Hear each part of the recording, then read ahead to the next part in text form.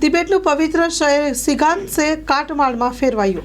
126ના મૃત્યુ, 200થી વધુને ઈજા. મૃત્યુઆંક વધવાની આશંકા સેવાઈ રહી છે.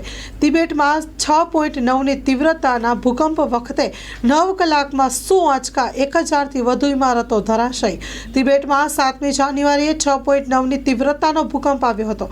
આ ભૂકંપ પછી અહીંના સૌથી પવિત્ર શહેરમાંનું એક સિગાંત શહેર જાણે કાટમાળમાં ફેરવાઈ ગયું હોય એવું લાગી રહ્યું છે. ભૂકંપમાં 126 લોકોના મૃત્યુ થયા છે, 200થી વધુને ઈજાઓ પહોંચી છે.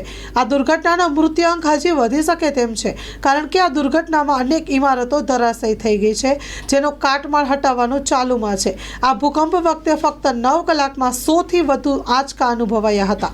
તિબેટના પાડોશી દેશ નેપાળ અને ભારતમાં હિમાચલ પ્રદેશમાં પણ આ ભૂકંપના આંચકા અનુભવાયા છે.